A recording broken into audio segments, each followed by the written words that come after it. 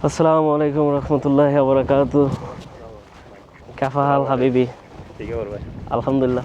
बारी हड़े বাড়িতে সিটাং এফালে ওইদিন হড়ে চিটাং হড়ে সিটাং আমিরাবাদ এখন আচ্ছা দেশির তো মানুষ কেন আছো তুমি? আলহামদুলিল্লাহ আমার বাড়ি ওটা আর বারে কর্ণফুলি কর্ণফুলি। হ্যাঁ মধ্যে ডাহুদি। যাই হোক, আপনাদেরকে স্বাগত জানাচ্ছি। আমরা সৌদি আরবের একটি গ্রামে এসেছি, যে গ্রামে হলো যে গ্রামের নাম যে কি ভাই?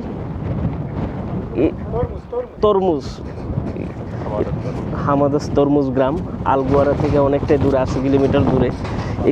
এখানে বিশেষ করে আপনাদেরকে দেখাবো আমাদের বাঙালি ভাই বোনেরা কীভাবে জীবনযাপন করে। বিশেষ করে হলো যে এখানে দেখুন চারদিকে মরুভূমি, এই মাঝখানে একলা কেমনে থাকেন আপনারা? প্রায় 5 কিলোমিটার 2 কিলোমিটার দূর দূর ছোট ছোট এরকম একটা দুইটা ঘর।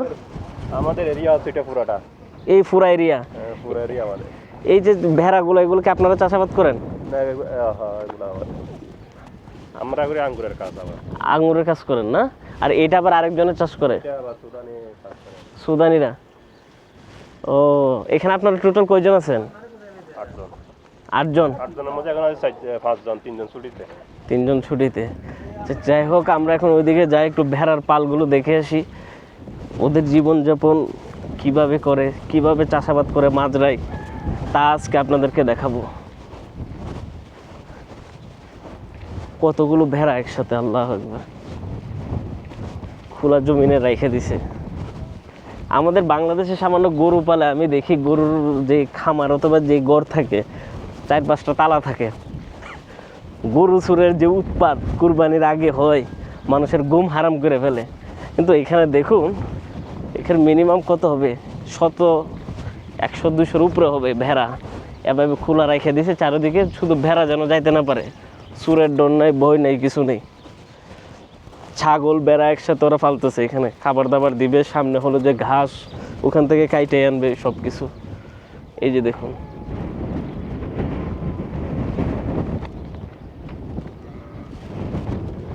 ওরা কি আমারে লাগতেছে নাকি?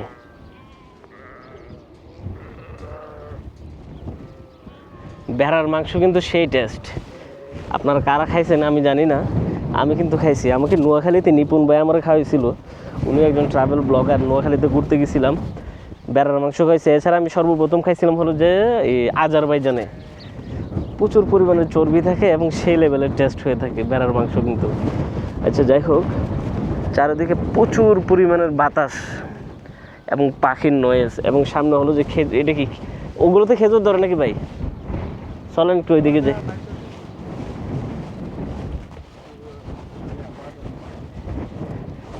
এই ছাগলের দুধ টুধ বাইর করে না ওরা? ছাগলের দুধ খাইছেন না? উটের দুধ, উটের দুধ বেছে আর যা হয় না আমার কি কর। যাই হোক, উটের দুধ খায় টেস্ট করে দেখতে হবে কেমন হয়ে থাকে। সবগুলোই তো ছাগলের বাচ্চা টাচ্চা ইয়া করে রাখছে এখানে। ভাবতেছি ব্লগিং ছাইরা ছাগলের খামার দিয়ে দিব একটা। ফেসবুক যত দিন দিন দিন দিন টাকা পয়সা কমাই দিতেছে, ইনকাম হুদা কমতে আছে। তো এই ব্লগিং টগিং ছাইরা সৌদিতে আয়া ছাগলের মাজরা দিতে হইব, এটাই সবচেয়ে ভালো হবে। ওয়াও, এন তো 2-4 দিন থাকলে ভালোই লাগতো।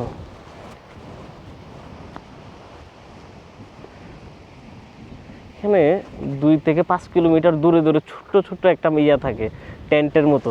এই যে ছোট ছোট, যেখানে বাঙালিরা বসবাস করে এবং চাষাবাদ করে। ছাগলের গন্ধ চারিদিকে হয়ে গেছে। এই হলো খেজুরের গাছ। সব জায়গায় কি ওরা খেজুর লাগিয়ে রাখে না? খেজুর পানি দিতে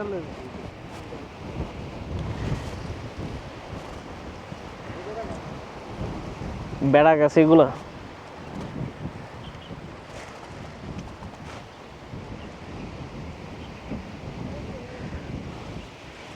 খেজুর গাছও কি পাখি বাসা বাঁধে ভাই?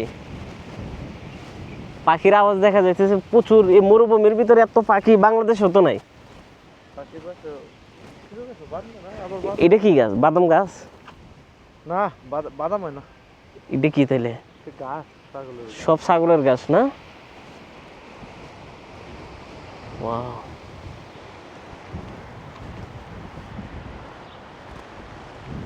আমরা একটু সামনে যাই, ভেড়ার পালটা একটু কাছে দিক কেন? ভেড়া কি দুধ দে এর মতো, ওই ছাগলের মতো? দুয়াইলে তো দেও, দুয়াইলে তো না, ছাগলের দুধ দিয়ে আটার রুটি ভিজা খেলে আর একটু হাড় দিয়ে সেই লেভেলের মজা। হাড় চিনবেন কিনা জানি না, আপনাদেরকে বলে রাখি এটাকে গুড় বলা হয়। আমি খুব পছন্দ করতাম, উফাম্মা বাড়িতে বইরে রাখতাম আমার লাগে হাড় খেলে। এখন তো হাড় খাওয়া চাইরে দিছি।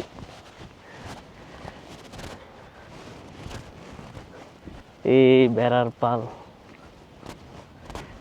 দেখতেছেন, আপনাদের ভাই ব্লগ করবে ডিফারেন্ট কিছু। বীরবাট্টা ট্যুরিজম থেকে বাইর হইয়া সৌদি আরবের রুরাল লাইফ আপনাদেরকে দেখানোর জন্য চলে আসছি।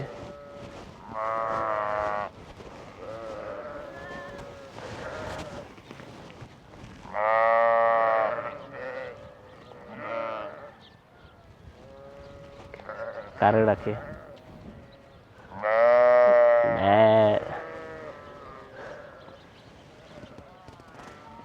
ওই পাখি।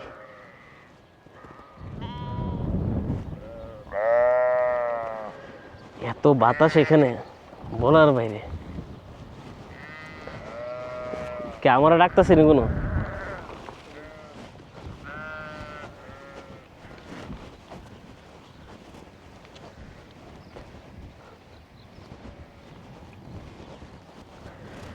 এইটা কিন্তু সরিষা। কই আপনাদের দেখে, এই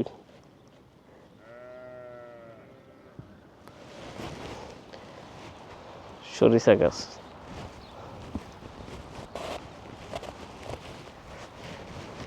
আমি একবার হুজুর হয়ে গেছি বাই দ্য ওয়ে। আমরা ব্লগটা কন্টিনিউ করার আগে একটা কথা বলে রাখি, যারা এই ড্রপ শোল্ডার পাঞ্জাবি সহ স্টাইলিশ কিছু পোশাক কিনতে চান, তারা কিন্তু আমাদের র্যাপস বিডির ওয়েবসাইট অথবা ফেসবুক পেজ ভিজিট করতে পারেন। আপনাদেরকে আমি অ্যাড্রেসটা বলে রাখি। আমাদের যে ফিজিক্যাল শপ সেটা হলো যে ভৈরব বাজার উপস্থিত। ভৈরব বাজার হলো বাস স্ট্যান্ড সংলগ্ন, বাস স্ট্যান্ড সংলগ্ন আর কি, নদী বাংলা সেন্টার পয়েন্ট, দ্বিতীয় তলা, 14 নম্বর শপে। এছাড়া আপনারা যদি অনলাইনে অর্ডার করতে চান, আমাদের ফেসবুক পেজ আছে র্যাপস বিডি, অথবা ওয়েবসাইট rapsbd.com লিখলে চলে আসবে, www.rapsbd.com। ওখান থেকে আপনার যে কোনো পোশাক পছন্দ করে অর্ডার নাও বাটনে ক্লিক করলে হয়ে যাবে। বাকি আমাদের টিম আপনাদের সাথে যোগাযোগ করে নেবে। স্পন্সর বাদ দিই, এবার হলো যে পিছনের দিকে আপনাদেরকে দেখায় এই মাজরাটা।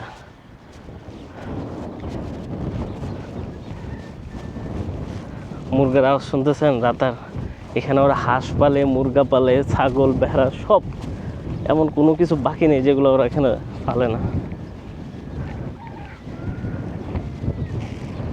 ভেড়াগুলো নাকি সুদানি যারা মানুষ আছে তারা দেখাশোনা করে, আর বাঙালিরা হলো যেখানে আগুন বাগান সহ পেঁয়াজের বাগানে কাজ করে, মোটামুটি ভালো স্যালারি পায় তারা।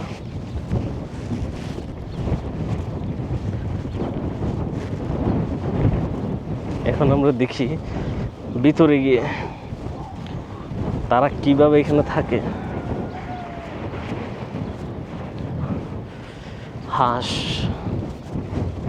আমাদের দেশের চেয়ে তো এই দেশের হাঁস অনেক বড়, দেখতেছেন? হাঁসটা ভালোই চর্বি হবে এগুলোতে। একটু ঝাল ঝাল করে আলু দিয়ে রান্নাগুলো তো সেই লেভেলের টেস্ট হবে।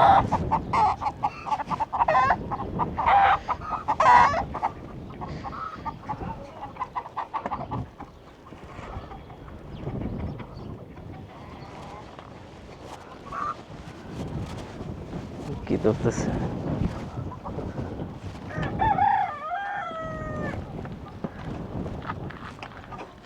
আসসালামু আলাইকুম। ভালো ভালো আছো? হ্যাঁ, এটা কি ডিম পাইর কিনা? ওটা দেখান যাবে না?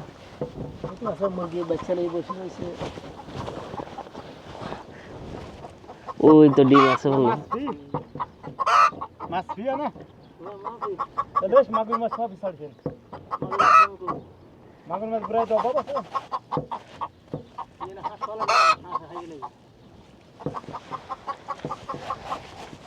এগুলো কি আপনারা পার্সোনাল ভাবে চাষাবাদ করেন নাকি হল যে মাছের জন্য?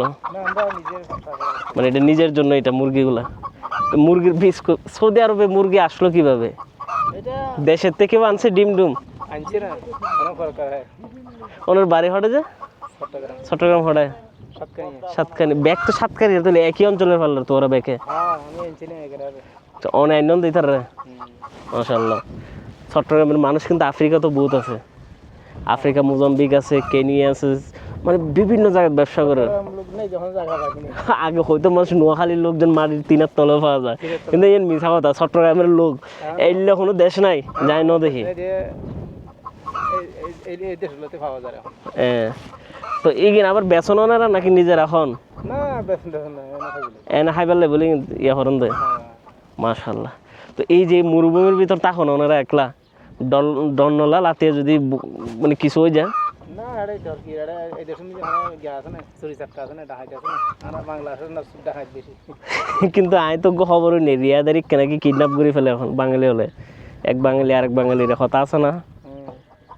এরা তার মধ্যে পয়সা তারা বেশ কামাই তারা বেশি টেনশনও বেশি তারা, বেশি এর গ্রাম এলাকায় এটা কোনো টেনশন নাই। না আমরা তো নগর সগত পাইছি এক মাস্টার শিখছি বেতন খানাগুলা রাখি দিয়ে আগুলা ফাটাই দিই দেশের ভিতরে এটার এত যত বড় গাছ এত বড় এত বড় টেনশন। এত বড় টেনশন যাক, ইবি কি পানির ট্যাঙ্কি? হ্যাঁ এই পানি হাসবান আচ্ছা, আমরা দেশে মাটির ভিতরে ভাত জান ফুসকুনি করে পৈর করে এই তারা বা সৌদি আরব যে মরুভূমি ভূমিকে তুলে যায় পানি এটা জমা থাকে কেন? জমাটা পাগলা হার ওদিকে লিজার চলে যায় এটা ওনারা হজন আছেন এই বেদ বাঙালি 5 জন 5 জনের চট্টগ্রাম চট্টগ্রাম ই থড়ে করিবার এবার ঠিক আছে আমার তরমুজ আহ, পাহাড়ের ভিতর ভাই এটা কি একটা বন্ধুর আছে তো দেশত বছর বাদে বাদে জন দে 2 বছর 18 মাস 2 বছর 18 মাস পর পর। এবার দেশে 2 বছর পুরানো ছেলে মেয়ে হজনের সাইজন আলহামদুলিল্লাহ আলহামদুলিল্লাহ মাশাআল্লাহ। পড়ালেখা করে তারা? কারালা ছোটটা করে ছোটটা করে যাক, ধন্যবাদ মাদ্রাসা পড়াই মাশাআল্লাহ। এই বালাহাম করে গুনগ্য ঠিক আছে, খবর থামাইব। হ্যাঁ, এই বললো ফরহালের চিন্তা, রাইট। তো বন্ধুরা, এখানে হলো যে তারা কিভাবে জীবনযাপন করে সেটা দেখানোর চেষ্টা করতেছি, কথাবার্তা বললাম। উনি এক ব্যক্তি, ওনারা আশেপাশের আত্মীয় স্বজন সবাইকে আনছে, এনে এখানে চাকরি দিছে। এটাকে বলা হলো যে আপনার মাতৃত্বের টান, যে নিজের এলাকাতে নিজের এরিয়াতে নিজে তো কাজ করবে, আশেপাশের লোকজনকে ইনভাইট করে নিয়ে আসবে যে আসো, আমি ভালো থাকি তুমিও ভালো থাকো। তো এই জিনিসগুলো আমাদের দেশপ্রেমের প্রতি কিন্তু একটা চমৎকার উদাহরণ। সে প্রথমে তার এলাকাকে ভালোবাসছে, আফটার এলাকাকে ভালোবেসে সে শহরকে ভালোবাসবে, তারপর বন্দরকে, তারপর জেলাকে, তারপর বিবেককে, তারপর দেশকে। তো এভাবে কিন্তু আমাদের চলা উচিত, আমাদের দেশকে ভালোবাসা উচিত। বিশেষ করে আমাদের দেশের কিছু কার্যকলাপ যেটা আমাকে খুবই মানে হতাশ করে, এই যে উনি বললো যে এটা বিদেশ, এখানে কোনো টেনশন নেই, দেশে হলে টেনশন। আমাদের দেশের সরকার এবং হলো যে ডিফেন্স, এগুলো চেঞ্জ হওয়ার আগে আমাদের বাঙালিদের মন মানসিকতা আগে চেঞ্জ হওয়ার দরকার। আমি অনেক দেখছি এই বয়সকালে, আমি আওয়ামী লীগের শাসন দেখছি, বিএনপির দেখলাম, তত্ত্বাবধায়ক দেখলাম, তারপর দেখলাম হলো যে আপনার এই উপদেষ্টা পরিষদের। কিন্তু মন থেকে যদি বলি, আমি কারো কাজই আমাকে মুগ্ধ করে নাই।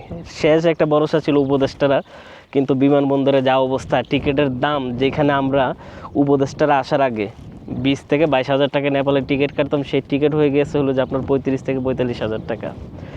যেখানে হলো যে ফেসিলিটি আমাদের জন্য বিভিন্ন দেশ ওপেন ছিল, শ্রীলঙ্কা আমাদের অনারেবল ছিল, আরও অনেকগুলো দেশ, বর্তমানে এগুলোতে ইটিএ লাগে। আমাদের জন্য হলো ভিয়েতনাম বন্ধ করে দিছে, আমাদের জন্য বন্ধ করে দিছে হলো যে আপনার আরও অনেকগুলো দেশ, দুবাইয়ের ভিসা বন্ধ। এগুলো কেন করছে জানেন? প্রথমত হলো যে আমাদের গভর্নমেন্টের অবস্থা, দ্বিতীয়ত হলো যে আমাদের এই বাটপাড়ি চিটির অবস্থা। বাঙালিরা যে দেশে যায় ওই দেশে ম্যান পাওয়ার, দালালি, আলতু ফালতু কাজ করে ওই দেশটা নষ্ট করে। তো এমন কিছু করবেন না যাতে দেশের বদনাম হয়ে মানুষের নসিব খুলে মানে ধ্বংস করে ফেলে। আপনার আমার একটা ভুলের কারণে পুরো জাতিকে তার খেসারত টানতে হয়, এটা একদিন 2 দিন 3 দিন না, আজীবনে টানতে হইব। তো চেষ্টা করবেন নিজ থেকে পরিবর্তন হওয়ার জন্য, নিজে ভালো হন, আশেপাশের লোকজনকে ভালো রাখুন। এবং আমিও আমার গভর্নমেন্ট নতুন যারাই আসছে বর্তমানে বিএনপি ক্ষমতায়, তাদের প্রতি আশা রাখবো যে দেশকে ভালোবাসুন। আপনারাও দেখছেন যে এখানে কোনো কেউ চিরস্থায়ী না, ক্ষমতা চিরস্থায়ী না, কিন্তু এমন কিছু করে যান যাতে দেশের মানুষ আপনাদেরকে মনে রাখে। আমি একজন সাধারণ নাগরিক, কোনো দল করি না, আমি দল মত বর্ণ সব কিছু নির্বিশেষে একটাই কথা রাখবো, আমার দেশকে ভালোবাসুন, দেশকে আগায় নিতে সাহায্য করুন। আমি রুহান আজকের মতো আপনাদের কাছ থেকে বিদায় নিচ্ছি, দেখা হবে আগামীকাল। ভালো থাকবেন সবাই, সুস্থ থাকবেন, টেক কেয়ার, আল্লাহ হাফেজ। বন্ধুরা, আমরা এখন আসছি হলো যে একটি পেঁয়াজের ক্ষেতে। এখানে চাষাবাদগুলো যে কিভাবে করা হয় সব আধুনিক যন্ত্রাংশ, বাট এলাকাতে আধুনিকতার ছোঁয়া আপনি দেখবেন না, শুধু চাষাবাদে দেখবেন। এই যে দেখতেছেন পুরা যে লম্বা একটা লাইন, এটা হলো পানি সেচের জন্য রাখা হয়েছে আধুনিকভাবে, ডিজিটাল। এবং এখানে পানি দেখুন,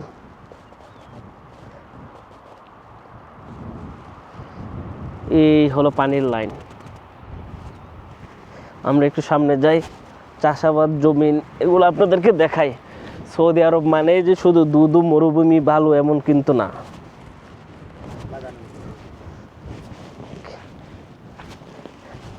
এগুলো তো একটা পেঁয়াজ না,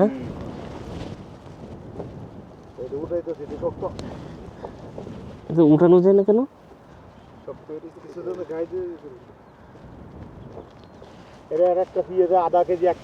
এগুলা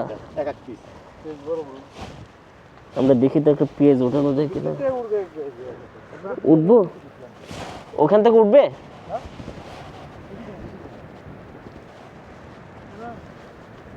না, থাক, এটা মনে উঠবে না, টাইট। আমরা একটু সামনে যাই। উঠছে? আপনিও তো পারেন না আমার মতোই। এরা পানি দিচ্ছে না কেন? এটা তো মনে হইতেছে নষ্ট হয়ে যেতেছে, এত গাছ। আলগা গাছগুলো ওরা উঠায় না কেন? এরা নিজস্ব তো, এরাই কাম করে এরা। ও, ওরা খানিক পরে আইব, নিড়িব গাছ একটু পরে এসে।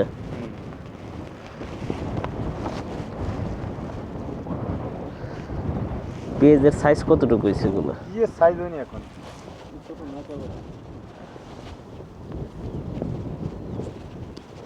এই হলো পেঁয়াজ। দেখুন এই মরুভূমিতে এই পেঁয়াজগুলো চাষাবাদ করা হয়।